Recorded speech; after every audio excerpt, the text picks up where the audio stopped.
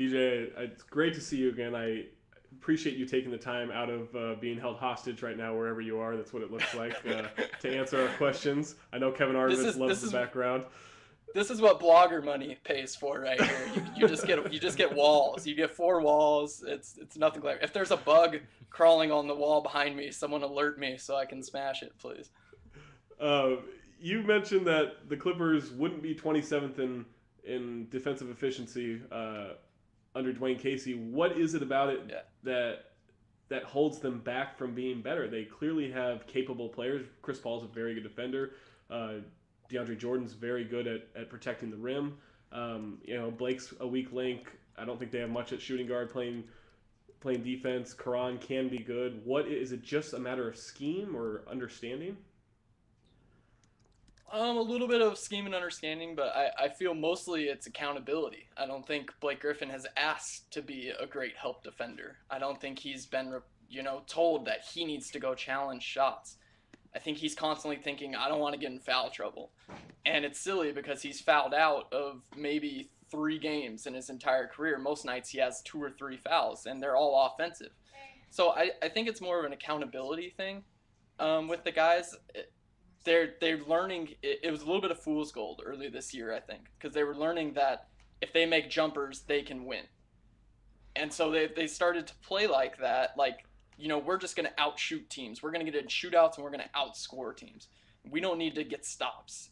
And when you have bad nights like last night in Cleveland, when Chris Paul isn't, the typical Chris Paul, you need defense to fall back on. That has to be what you build a championship team on, is good defense, and we've seen that over the years. Even Dallas, who wasn't a very good defensive team last year, really stepped it up in the playoffs, and they had their different schemes and they did different things. The Clippers just don't do that. They rely on jump shots to bail them out, and they're gonna get burned. Games like last night are gonna happen with this team. Speaking of jump shots and getting burned, we've got a question from the regular fan. Any more rumors about the Clippers grabbing J.R. Smith? Can we do like a rumors inside my head, that rumors that you think are in Beckley's basement? Denver's making the playoffs, by the way, Zach. Come on. Oh, I've heard they're not. that's the rumor going around. Here's what I think might happen with J.R. Smith. It's a difference between $1 million, which is what the Clippers can offer, and $2.5 million, which is what the Knicks can offer. And I really think he's waffling between those at this point. If I'm J.R. Smith, I go play with Chris Paul, because look, you should be shooting for your next contract. That's the big contract you're going for. That's when you're going to make up much more than $750,000, $1 million difference. If he plays with Chris Paul, his stats are going to be inflated. There's no doubt. Everyone who plays with Chris Paul gets their stats inflated. So I think JR should really weigh that. Chauncey's still there, even though he's not playing.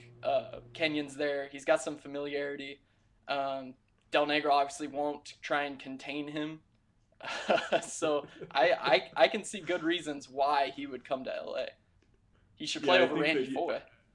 I think that you could. Oh, don't get me started on Randy Foye. Okay. I think you could look at he's played with Chris Paul before. I think you can look at all of the shots that Chauncey Billups took in the early part of the season and think like those could be J.R. Smith shots. You mentioned Kenyon Martin. Did they make a mistake by going after Kenyon with the big money instead of JR, or was it necessary to get someone in there that wasn't Brian Cook? Anytime you can replace Brian Cook, it's a good move. I mean, at any cost. He has a negative per rating.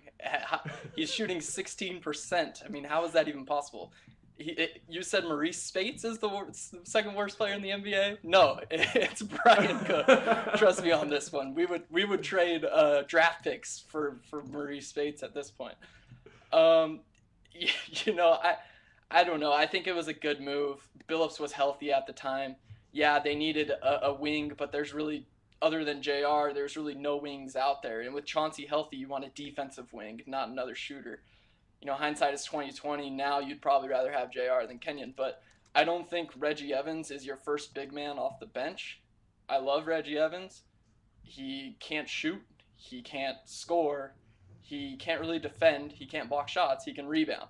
You can't have that much of a one-dimensional player be your third man off the bench. If Blake Griffin or DeAndre Jordan gets hurt, it would be a wrap. Now, if Kenyon Martin can come in and be a starter like he has most of his career, if something happens there, and the Clippers will be fine. Yeah, I agree. We all love Reggie Evans because just in case he finds his way across this, we don't want evidence that will spark him to maybe come after us at all. We've got one more. We've got one more question. Here it is. What happened to Ryan Gomes? He was okay in Minnesota. He's now terrible. Obviously, his wife has certain opinions on this subject. What do you feel about Ryan Gomes? Ryan Gomes is in his own head. He's a very cerebral player.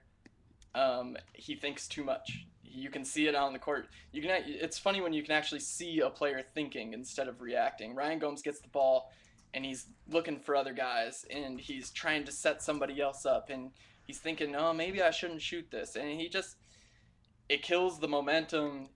He's scared to make plays at this point. He's in his own head. And that Twitter beef, I thought got twisted a little bit, to be honest with you.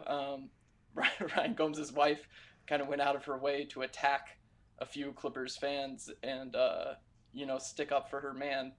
Twitter's kind of a crazy place, though, I guess. It's like the wild west of the internet.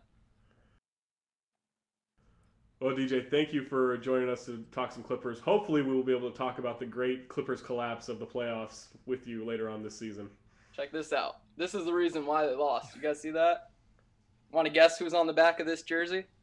Is that Ricky? You say Ricky Davis? Yeah. Nope, even better.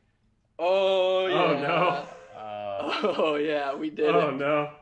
So they've lost 2 years in a row in Cleveland because of this jersey. So I'm going to go throw this away. If someone wants to bid on it, I'll start the auction at $50,000 to $60,000. So let me know. At Foster DJ is my Twitter handle. Let's get something on DJ's Can wall I just back whittle there. you down to the price to ship it? Or, maybe I'll just drive down to LA and pick it up myself. Can that work? Yeah, there you go. You get good gas mileage in the Prius. Bring that thing down here. That's going to shatter their image of who I am, DJ. I'm sorry. I had to. They think I'm a tough guy. They do? You're giving up the goods there. Oh, yeah. No one more intimidating. Thanks for having me on, guys. It's fun as always. Thanks, DJ.